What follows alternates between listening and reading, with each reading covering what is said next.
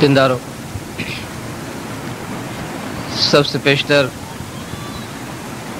ہمارے آقا نامدار امام زمان مالک دو جہان نور خدا بن برحق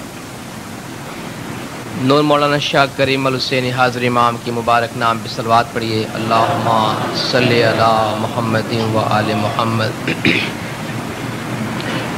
دینداروں، آپ کو یاد ہوگا گزشتہ نومبر میں مولانا حاضر امام شاہ کریم الحسینی صلوات اللہ علیہ نے اپنے دورہ پاکستان کے موقع پر جماعت کو خاص طور پر یہ ہدایت فرمائی تھی کہ جہاں تک مذہبی معاملات کا تعلق ہے تو مولانا نے فرمایا ہم چاہتے ہیں کہ آپ اپنے طریقے پر مضبوطی سے قائم رہیں، اور اگر کوئی آپ کو ورغلانے کی کوشش کرے کسی بھی وجہ سے کوئی آپ کو ورغلانے کی کوشش کرے، آپ کی غلط رہنمائی کرنے کی کوشش کرے، تو آپ ان کی باتوں میں مت آئیے، اپنے مذہب پر پابندی سے عمل کریں اور اپنے مذہب کو اچھی طرح سے سمجھیں۔ امام زمان نے ان ہدایات کے ساتھ ساتھ تقریباً ہر مقامات پر اپنی دعا میں یہ دعا بھی ضرور فرمائی کہ ہم صراط مستقیم پر قائم رہیں اور اپنے مذہب پر پابندی سے عمل کرتے رہیں۔ امام زمان کی یہ ہدایت بہت ہی اہم ہے، پر حکمت ہے اور بر وقت ہے۔ بر وقت کس لحاظ سے ہے آپ اچھی طرح سمجھ سکتے ہیں۔ اگر ہم اپنی تاریخ کا مطالعہ کریں گے تو ہمیں پتہ چلے گا کہ گزشتہ 1400 سال کے دوران اسماعیلیوں نے ہمیشہ اپنے مذہب کو سمجھا ہے، سمجھ کر عمل کیا ہے، اور ان کی سمجھداری میں علم کا بہت گہرا اثر رہا ہے۔ نہ صرف یہ کہ انہوں نے خود اپنے مذہب کو سمجھا ہے بلکہ دوسروں کو بھی سمجھایا ہے، اور علم کے میدان میں ایک بہت ہی بیش قیمت اور بیش بہا خزانہ چھوڑا ہے۔ ایمان کی مضبوطی کے لیے یہ بات بہت ضروری ہے کہ ہمارے پاس اتنا علم بھی ہو، اتنی سمجھداری ہو کہ ہم جس طرح اپنے طریقے پہ عمل کرتے ہیں اس طریقے کے بارے میں ہمارے دل میں سکون ہو، سیٹسفیکشن ہو، اطمینان ہو۔ ہم دوسروں کو نہ بھی سمجھا سکیں یہ بات کی بات ہے، لیکن ہمیں ضرور اپنے طریقے، اپنی عبادات، اپنی باتوں کی سمجھ ہونی چاہیے، ورنہ جس طرف کی ہوا چلے اگر ہم اسی ہوا کے ساتھ بہنے لگے، انہی باتوں کی طرف دھیان دینے لگے، جن کے پاس امام نہیں ہے، جنہیں اسماعیلی مذہب کی سمجھ نہیں ہے، ہم کسی کو کہنے نہیں جاتے کہ بھائی تم آؤ اپنا ہمارا مذہب سمجھو، ہم تم کو سمجھاتے ہیں۔ ہم کوئی تبلیغ کرنے نہیں جاتے، ہم کسی کو دعوت دینے نہیں جاتے، ہم تو خود اپنے طریقے پہ عمل کرتے ہیں۔ لیکن اگر کوئی دوسرا آدمی ہم سے آ کے ہمارے طریقے کے بارے میں کوئی بات کرتا ہے اور پوچھتا ہے، تو بجائے اس کے کہ میں اپنے طریقے کو اپنی تشریح کے مطابق سمجھوں، 1400 برس سے اسماعیلی مشنریوں نے، اسماعیلی دائیوں نے، اسماعیلی پیروں نے جس طرح اپنے طریقے کی تشریح کی ہے، بجائے اس کے کہ ہم اس کو سمجھیں، ہم بھی اگر دوسروں ہی کی طرح اپنے مذہب اور اپنے طریقے کے بارے میں سوالات کرنے لگے، یا ان سوالات کے ساتھ حامی بھرنے لگے، یا اپنے دل میں شکوک و شبہات کے آنے کی جگہ دینے لگے، گنجائش دینے لگے، تو آپ سمجھ سکتے ہیں کہ مذہب پہ عمل کرنا ہمارے لیے کتنی دشوار ہو جائے۔ اس لیے علم کی مضبوطی بہت ضروری ہے۔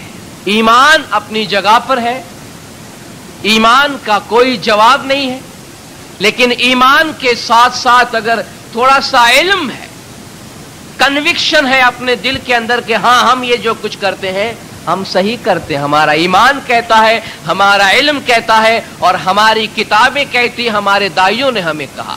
دنیا میں بے شمار ادیان ہیں، دنیا میں بے شمار مذاہب ہیں، اسلام میں کتنی تشریحات ہیں، وہ ساری مذاہب کیا ہیں؟ وہ سارے مذاہب یہ ہے کہ ہر ایک کے دائی یا مرشد نے ان کی سمجھداری کے مطابق جس طرح انہیں دین اسلام کی تشریح دی ہے، انٹرپریٹیشن دیا ہے، ایکسپلینیشن دیا ہے، اسی طرح وہ لوگ عمل کر رہے ہیں۔ بالکل اسی طرح ہماری اپنی ایک تشریح ہے، ہماری اپنی ایک وضاحت ہے۔ ضروری نہیں کہ ہماری وضاحتوں کو لوگ سمجھ پائے، ہم یہ نہیں چاہتے۔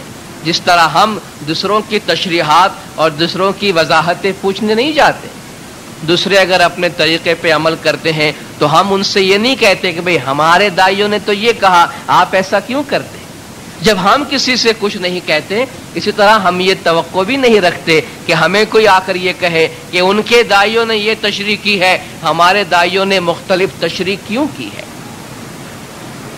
خدا نے قرآن کی تشریح، دین کی تشریح راسخون فی العلم کے حوالے کیا ہے۔ وما یعلم تاویلہ الا اللہ والراسخون فی العلم، قرآن کی تعویل سوائے اللہ کے اور ان کے جو راسخون فی العلم ہے، یعنی پیغمبر اور ان کے بعد ائمہ علیہم السلام ہے، ان کے علاوہ دین اسلام کی اور قرآنی تعلیمات کی تشریح کو اور کوئی نہیں جانتا ہے۔ تو جب ہم اپنے طریقے پر راسخون فی العلم، مظہر ذات خداوندی امام زمان شاہ کریم الحسینی صلوات اللہ علیہ کی وضاحت اور تشریح کے مطابق عمل کر رہے ہیں، تو کم از کم ہمارے دل میں نہ کبھی کوئی سوال پیدا ہونا چاہیے، نہ کبھی کوئی شک و شبہ پیدا ہونا چاہیے۔ اس طرح سے جیسا کہ امام نے اپنے فرمان میں فرمایا کہ تمہیں مسلیڈ نہیں ہونا چاہیے، گمراہ نہیں ہونا چاہیے، دوسرے اگر تمہیں ورغلانے کی کوشش کرے تو ان کی باتوں میں نہیں آنا چاہیے۔ تو اگر ہم اس طرح اپنے ہی ذہن سے یہ باتیں پوچھتے رہیں اور سوالات کرتے رہیں تو ہمارے ایمان میں کمزوری پیدا ہو سکتی ہے، ہمارے دل میں شک و شبہ پیدا ہو سکتا ہے۔ اس کا مطلب میرے کہنے کا یہ ہرگز نہیں کہ اگر ہمیں دین کی کوئی بات سمجھ میں نہیں آتی ہے تو پوچھنا نہیں چاہیے، بے شک پوچھنا چاہیے، بے شک پوچھنا چاہیے۔ علم حاصل کرنے کے واسطے پوچھنے میں فرق ہوتا ہے نا۔ ایک آدمی پوچھتا ہے اعتراض کے طور پہ، دوسرا آدمی پوچھتا ہے جاننے کے طور پہ۔ جو جاننے کے لیے پوچھتا ہے ہم قیامت تک اس کو سمجھانے کی کوشش کریں گے، جو اعتراض کے طور پہ پوچھتا ہے اس سے ہمیں کوئی واسطہ نہیں ہے، کوئی تعلق نہیں، تم اپنا کام کرو، ہم اپنا کام کرتے ہیں۔ لیکن اگر تم جاننا چاہتے ہو تو ہم تمہیں سمجھانے کی کوشش کریں گے، لیکن یہ گارنٹی نہیں کہ تمہاری سمجھ میں آئے، کیونکہ اس کام میں تو پیغمبر اور ائمہ بھی ناکام رہے ہیں، یعنی ان کو بھی خدا نے فرمایا ہے کہ ہر ایک کو سمجھانا تمہارے بس کی بات نہیں ہے۔ اگر نہیں سمجھتے ان سے کہو لکم دینکم ولی دین، یہ تمہارے واسطے تمہارا دین، ہمارے واسطے ہمارا دین، ہم کوئی اپنا دین تم پہ تھوپنا نہیں چاہتے ہیں۔ تو ورغلانے کے لیے، راہ راست سے ہٹانے کے لیے یا جاننے کے لیے، شک و شبہ پیدا کرنے کے لیے، کیوریوسٹی کے لیے بہت سی باتیں سامنے آتی، ان میں سے صرف چند سوالات آپ کے سامنے میں لے کر، وہی سوالات جو عام طور پر ہم سے پوچھے جاتے ہیں، ان کا ایک جامع جواب دینے کی کوشش کروں گا اپنے آج کے واعظ میں اور اپنے اگلے جمعہ کے اپنی تقریر میں۔ جو سوالات ہم سے پوچھے جاتے ہیں، اگر ہمارے پاس ان کا جامع جواب ہو، اور جامع جواب ہی ہونا چاہیے، کیونکہ ہر ایک سوال کا الگ الگ جواب نہیں دیا جا سکتا۔ اگر ایک درخت ہے، اس کے پھل، پھول اور پتوں کے بارے میں سینکڑوں سوالات کریں گے، ایک ہی جواب اگر دے دیا جائے کہ یہ درخت کون سا ہے، تو آپ کے تمام سوالات ان درخت کے جواب کے ساتھ ساتھ حل ہو جاتے ہیں۔ تو ایک دو ایسے جامع نکات ہوتے ہیں کہ جنہیں اگر سمجھ لیا جائے تو باقی تمام فروعات کے سوالات خود بخود اس کے ذیل میں آ جاتے ہیں، اس کے نیچے آ جاتے ہیں اور وہ حل ہو جاتے ہیں۔ ہم سے یہ سوال کیا جاتا ہے کہ بھئی آپ اللہ کو چھوڑ کر حاضر امام سے دعائیں کیوں مانگتے ہیں؟ اللہ کو چھوڑ کر حاضر امام کے سامنے اپنا سر کیوں جھکاتے ہیں؟ امام سے گناہوں کی معافی طلب کرتے ہیں تو امام کو آپ کے گناہوں کے معاف کرنے کا کیا اختیار ہے؟ کتنا اختیار ہے؟ امام کس طرح کسی کے گناہ معاف کر سکتا ہے؟ اور جو جامع جواب میں دینا چاہتا ہوں اور جس علم کی طرف میں اشارہ کر رہا تھا وہ یہ کہ اگر ہمیں امامت کی صحیح سمجھ نہیں ہے تو ہم ان مسائل کا حل کبھی نہیں لا سکیں گے، اور اگر ہمارے پاس امامت کا صحیح کنسپٹ ہے تو ہمارے لیے کوئی سوال نہیں ہے۔ یہ اور بات ہے کہ لوگ اس کو سمجھے یا نہ سمجھے، میں نے پہلے ہی کہا کہ جس طرح ہماری اپنی تشریح ہے اس پہ ہم عمل کرتے ہیں، ہم کسی سے اپنی تشریح کرائے پہ یا عاریتاً لینے نہیں جاتے، ہماری اپنی وضاحت ہے، ہماری اپنی تشریح ہے، اپنی انڈرسٹینڈنگ ہے۔ تو امام زمان کا مقام سمجھنا بہت ضروری ہے، امام زمان کے اختیارات کو سمجھنا بہت ضروری ہے، اس کے بعد باقی تمام باتیں خود بخود حل ہو جاتی ہیں۔ قرآن حکیم میں اللہ تبارک و تعالی اپنی ذات کے بارے میں فرماتا ہے کہ سبحانہ و تعالی عما یقولون علوا کبیرا، یہ لوگ اللہ کے بارے میں جو کچھ بھی بیان کرتے ہیں اس سے اللہ بہت بلند اور بالاتر ہے۔ سبحان ربک رب العزت عما یصفون، یہ جو صفت خدا کو دیتے ہیں اس سے خدا بہت اونچا اور بہت بالاتر ہے۔ ہمارے وہم و گمان، ہماری سوچ کی پرواز سے بھی خدا دور ہے۔ کہتے ہیں کہ جہاں انسان کی سوچ اور انسان کی عقل ختم ہو جاتی ہے وہاں سے خدا کی خدائی کا دائرہ، اس کی سرحد کا آغاز ہوتا ہے۔ ہماری عقل اس خدا تک کبھی نہیں پہنچ سکتی ہے، اور اگر ہماری عقل خدا تک نہیں پہنچ سکتی ہے تو کیا ہمارا اور خدا کے درمیان کوئی رشتہ نہیں ہے، کوئی رابطہ نہیں ہے؟ ایسا بھی تو نہیں ہے، ایسا بھی نہیں ہے۔ ہمارا اور خدا کے درمیان بہت ہی قریبی رشتہ ہے، بہت ہی قریبی رابطہ ہے، اور وہ رابطہ کس طرح ہے؟ وہ رابطہ خدا کے مظہر کے ذریعہ ہے کہ جس کو سمجھنا ضروری ہے۔ مظہر کیا ہے؟ وہ مقام جہاں سے خدا کا نور ظاہر ہوتا ہے۔ جب میں نے نور کا نام لیا تو یہ کنسپٹ سامنے آتا ہے کہ اللہ تبارک و تعالی قرآن شریف میں اپنے آپ کو نور کے طور پہ پیش کرتا ہے۔ اللہ نور السماوات والارض، اللہ تعالیٰ آسمانوں اور زمین کی روشنی ہے، آسمانوں اور زمین کا نور ہے۔ ظاہر ہے کہ جب اللہ نور ہے، زمین کا بھی نور ہے، تو زمین پہ اللہ کا نور ہونا چاہیے، کیونکہ خدا اپنے آپ کو اس نور کے ساتھ ظاہر بھی کہتا ہے۔ هو الاول والآخر والظاہر والباطن وهو بكل شيء علیم، وہ خدا اول ہے، وہ آخر ہے، وہ ظاہر ہے، وہ باطن ہے۔ اول، آخر اور باطن کا تذکرہ ابھی ہم نہیں کرتے ہیں، ظاہر کی بات کرتے ہیں۔ وہ خدا اگر ظاہر ہے، جس طرح نور ظاہر ہے، تو نور اس کو کہتے ہیں جو خود بھی ظاہر ہو اور دوسروں کو بھی ظاہر کرے، جس طرح کہ آپ دیکھ سکتے ہیں اس وقت ہم روشنی میں بیٹھے ہیں تو روشنی بھی ہم کو ایک منبع سے نظر آ رہی ہے، اور وہ روشنی جن جن چیزوں پہ پڑتی ہے وہ چیزیں بھی ہم کو نظر آتی ہے۔ تو گویا زمین پہ خدا کا نور اگر ہے تو وہ بھی ظاہر ہونا چاہیے، اور اس کی روشنی میں باقی ساری چیزیں ظاہر ہونی چاہیے۔ آپ بتائیں خدا کا نور اگر زمین پہ ظاہر ہو تو کہاں ہو؟ جس چیز کا جو مقام ہوتا ہے وہ چیز وہی ظاہر ہوتی ہے جو اس کے شایع نشان ہو۔ آپ کے گھر میں جیسا مہمان آئے گا آپ اس کو ویسی ٹریٹمنٹ دیتے ہیں۔ امام زمان شاہ کریم الحسین صلوات اللہ علیہ جب ہمارے درمیان تشریف لاتے ہیں، ہمارے دین و دنیا کے مالک ہے، ہمارے ارواح اجسام کے مالک ہے، تو زمین کی جو بہترین چیز ہے ہم اپنے روحانی بادشاہ کو پیش کرتے ہیں نا۔ کیوں؟ کہ وہ ان کے شایع نشان ہے۔ تو خدا جب زمین پہ اپنے آپ کو ظاہر کرے گا تو کسی اسفل مخلوق میں ظاہر کرے گا یا احسن مخلوق میں ظاہر کرے گا؟ مخلوقات میں جو ادنا ہے اس میں خدا ظاہر ہوگا، یا مخلوقات میں جو اعلیٰ ہے اس میں خدا ظاہر ہوگا؟ ظاہر ہے جو اعلیٰ ہے اس میں خدا ظاہر ہوگا۔ تو مخلوقات میں اعلیٰ کون ہے؟ انسان ہے۔ کیا سارے کے سارے انسان اعلیٰ ہیں، یا انسانوں میں سے کوئی بڑا کوئی چھوٹا ہے؟ انسانوں میں بھی انسان ناقص ہے ہم سب اور انسان کامل ہے پیغمبر اور امام. خدا کو کہاں ظاہر ہونا وہ ہم بتائیں گے یا خدا خود اس کا انتخاب کرے گا؟ وہ بادشاہ ہے، وہ ہماری مرضی پہ نہیں چلتا، اپنی مرضی پہ چلتا ہے. اس لیے اس نے فرمایا کہ میں نے سلیکٹ کر لیا ہے، میں نے استعفا کر لیا ہے کہ مجھے کہاں ظاہر ہونا. ان اللہ اصطفیٰ آدم و نوح و آل ابراہیم و آل عمران علی العالمین. خدا نے آدم کو، نوح کو، ابراہیم کی آل کو اور عمران کی آل کو تمام جہان میں سے مصطفیٰ کیا ہے، کیونکہ یہ ہستیاں، یہ خاندان ہے کہ جن کا مقام بلند ہے. اس لیے خدا نے جب حضرت آدم علیہ السلام کی تخلیق فرمائی تو ان کو خلیفہ کا نام دیا.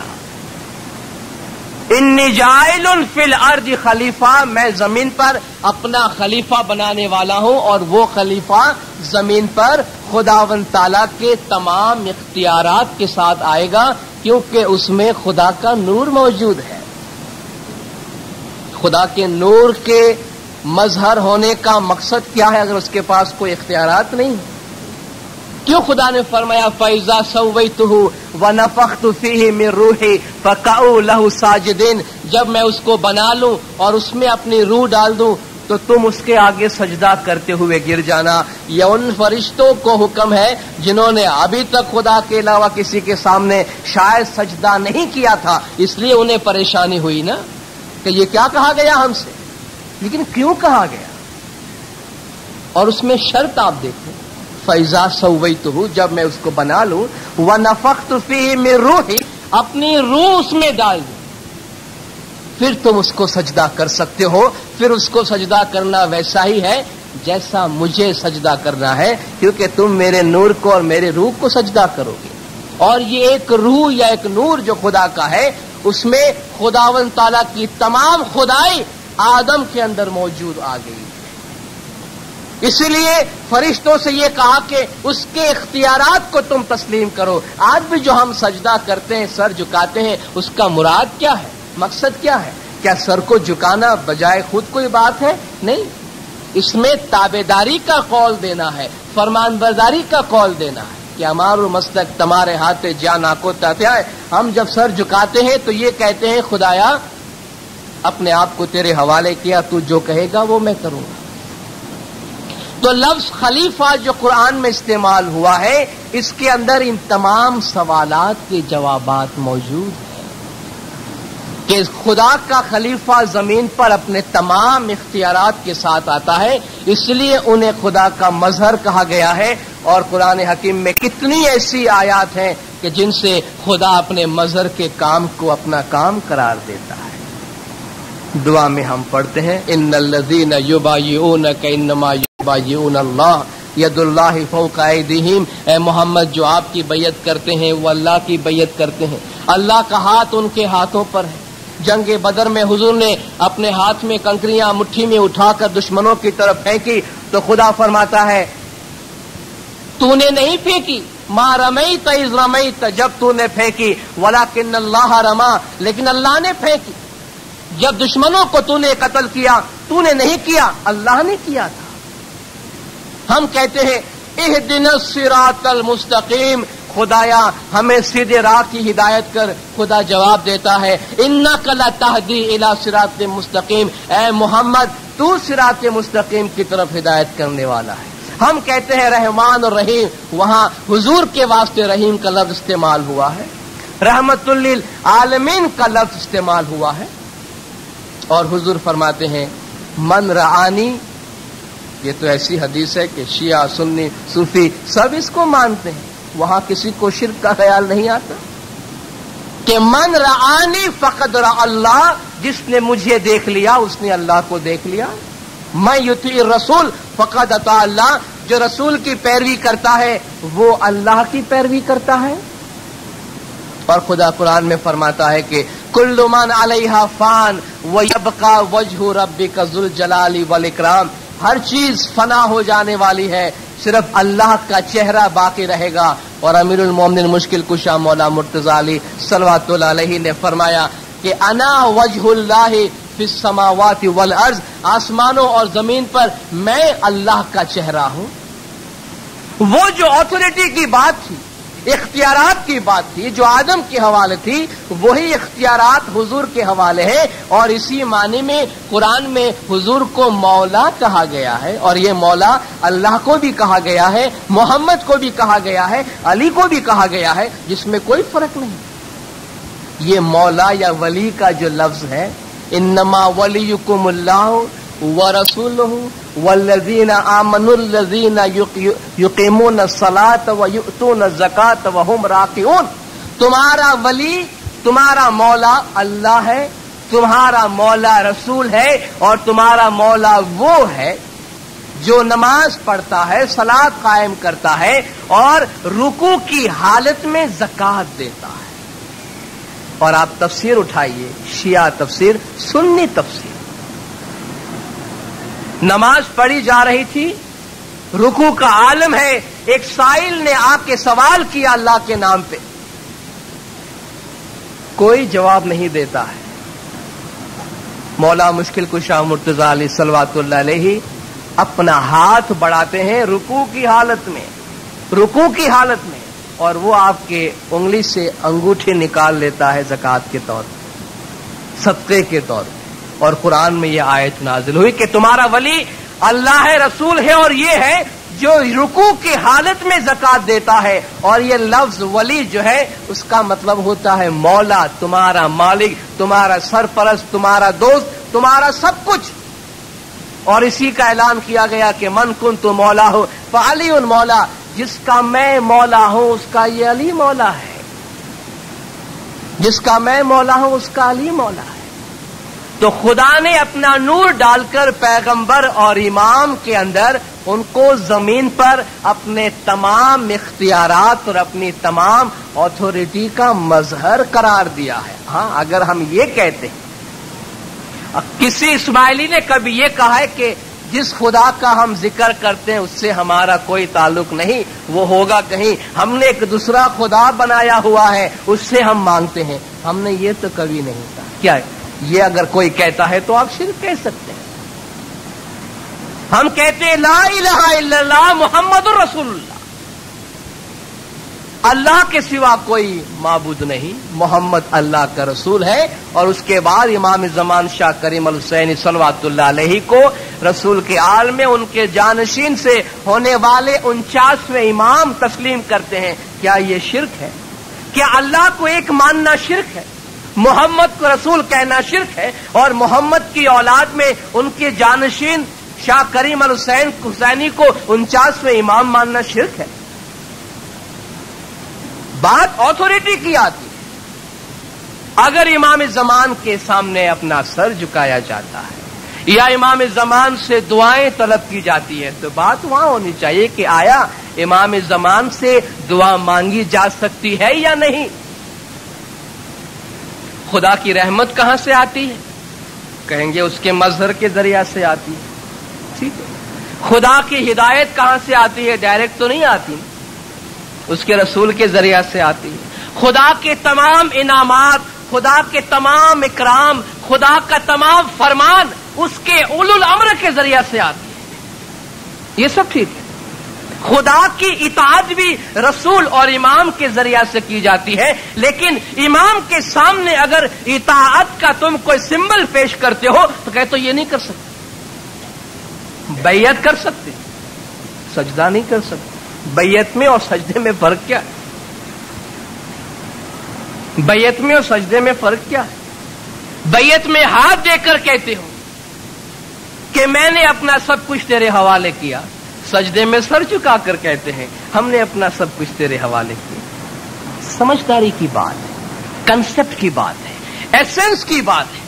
ہم سے یہ تو کہا گیا کہ ہاں اولو الامر کی تابعداری کرو، ہم نے کہا خدایا قبول کرتے ہیں۔ اولو الامر کے سامنے اپنا سر جھکا کر کہتے ہیں کہ اے اولو الامر تیرے فرمان کے سامنے اپنا سر جھکایا، کہا نا نا نا نا نا یہ تو شرک ہو گیا ہے تم سے۔ ارے بھائی تو جائے کہاں ہم؟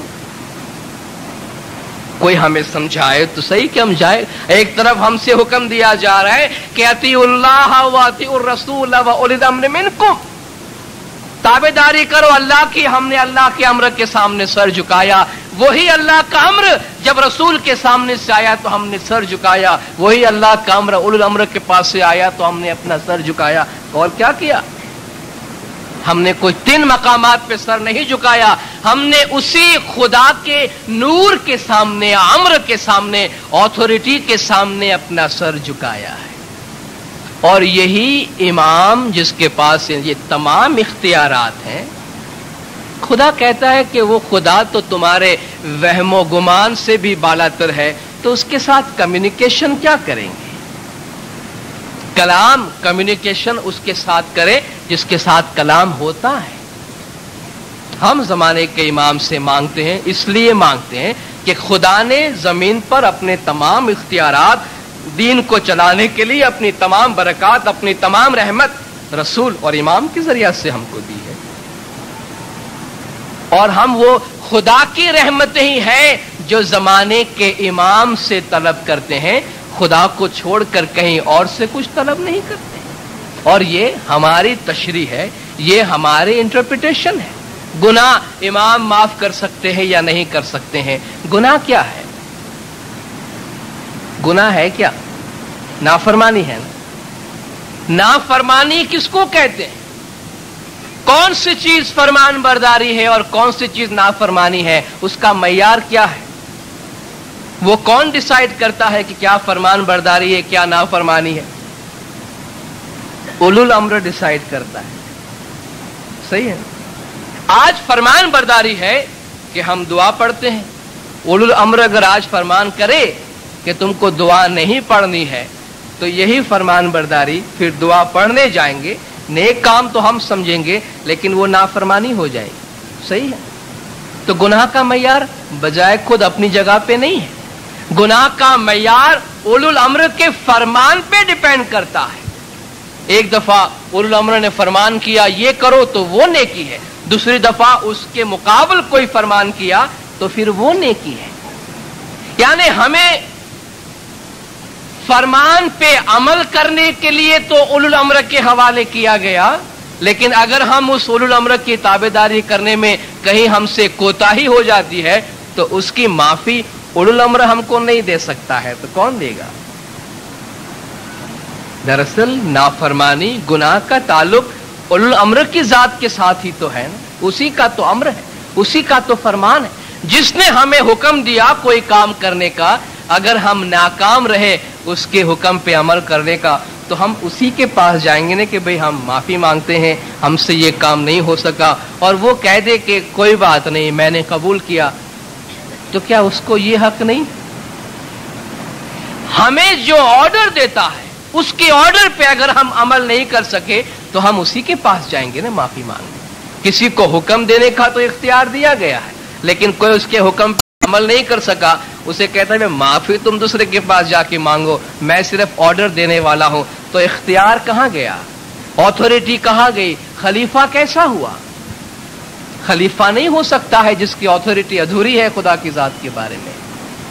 तो उलुल अम्र जो फरमान करता है उसके मुताबिक अमल करने की हम कोशिश करते हैं। अगर हमसे कोताही होती है तो हम उलुल अम्र के पास जाते हैं कि आपके फरमान पे अमल नहीं कर पाए हैं, हम उसके लिए माफी मांगते हैं, उसके लिए हम माफी मांगते हैं। हम जब कोई नाफरमानी करते हैं, कोई गुनाह करते हैं, उससे हमारी रूह मुतासिर होती है, ठीक है, रूह पे दाग लग जाता है, उसको पाक व पाकीज़ा करने की जरूरत होती है। आप कुरान का मुताला करें, खुदा फरमाते हैं हमने तुम्हारे बीच में रसूल भेजा है, अरसलना फीकुम रसूलन मिन अनफुसिकुम यतलू अलैकुम आयातिना व युज़क्कीकुम व युअल्लिमुकुमुल किताब वल हिकमा। हमने तुम्हारे पास रसूल भेजे जो हमारी आयात तुम पे पढ़ के सुनाता है और तुम्हारा तज़किया करता है। तज़किया करने का मतलब है बातिनी पाकीज़गी करना। अगर रसूल को हमारे गुनाहों के माफ करने का इख्तियार नहीं है तो बाकी तज़किया में क्या रखा है? रसूल हमारे बातिन को पाक करने के लिए आया है। बातिनी पाकीज़गी गुनाहों को धोए बगैर कैसे हो सकता है? अगर वो हमारे गुनाहों को माफ न कर सके, और गुनाहों को माफ वो कर सकता है जो खुद पाक और पवित्र है। اسی اعتبار سے پیغمبروں کو اور اماموں کو معصوم عن الخطا کہتے ہیں، یعنی ان سے کوئی خطا نہیں ہوتی، اس لیے وہ گناہوں کو معاف کر سکتے ہیں۔ آخری کلمہ عرض کرتا ہوں، قرآن میں خدا فرماتا ہے اہل بیت کے بارے میں کہ انما یرید اللہ لیذھب عنکم الرجس اہل البیت ویطہرکم تطہیرا۔ اے اہل بیت رسول، خدا تو بس یہ چاہتا ہے کہ تم سے ہر قسم کی برائی کو دور رکھے اور تمہیں ایسا پاک و پاکیزہ رکھے جیسا کہ پاک و پاکیزہ رکھنے کا حق ہے۔ حضور اپنی ایک زوجہ ام سلمہ کے گھر پہ تھے، جب قرآن کی یہ آیت نازل ہوئی آپ نے مولا علی کو بلایا، بی فاطمہ کو بلایا، حسن اور امام حسین کو بلایا، پانچوں آدمی جمع ہوئے اور اپنی چادر کے نیچے آ گئے اور حضور نے فرمایا کہ اے خدایا یہ پنجتن پاک ہے، یہ میرے اہل بیت ہے، انہیں تو ہر قسم کے رجس اور نجس سے پاک و پاکیزہ رکھنا۔ یہ خدا کا فیصلہ، قرآن کا فیصلہ ہے کہ اہل بیت رسول خود پاک و پاکیزہ ہے، اسی لیے انہیں یہ اتھارٹی دی گئی ہے، انہیں یہ حق دیا گیا ہے کہ وہ دوسروں کے گناہوں کو معاف کر سکتے ہیں۔ اور سب سے بڑی بات یہ ہے کہ مذہب پہ جو لوگ عمل کرتے ہیں انہیں خود کو اگر سکون ملتا ہے، سیٹسفیکشن ملتا ہے، راحت ملتی ہے، خود اگر سمجھتے ہیں اور مطمئن ہے اپنے طریقے پہ، تو کسی اور کو آ کے کچھ کہنے اور سمجھانے کی ضرورت نہیں ہے۔ تو بنیادی نقطہ یہ ہے کہ امام زمان جو خداوند تعالیٰ کے نور کے مظہر ہیں، اس نور کے مطلب اور مظہر کے مطلب اور امام زمان کے اختیارات اور اتھارٹی کو سمجھنے کی ضرورت ہے۔ اگر وہ ہمارے سمجھ میں آ گئی تو باقی ہمارے جتنے بھی اور اعمال ہیں وہ اولو الامر کے مطابق ہے، اس لیے اس میں مزید کسی قسم کی باتوں کی کوئی گنجائش نہیں۔ اگلے جمعہ کو میں ایک اہم سوال کے بارے میں بات کروں گا، اور وہ یہ ہے کہ ہمارے مذہب میں مختلف طریقوں سے جو مال کی، پیسے کی قربانی دی جا رہی، جس میں مجالس وغیرہ آتے ہیں، ان کے بارے میں جو باتیں ہم سے پوچھی جاتی ہیں ان پر میں تفصیلاً گفتگو کروں گا۔ خدا نور مولانا شاہ کریم الحسینی حاضر امام ہم سب کو مذہب کی اعلیٰ سمجھ عطا فرمائے، مولا گج جماعت کے تمام گناہ معاف کرے، سب کی نیک امیدیں پوری کرے، آخری دم تک ایمان سلامت رکھے، سکھی سلامت و آباد رکھے، دیدار نصیب کرے۔ صلوات پڑھے دندارو، اللہم صلی علی محمد و آلہ۔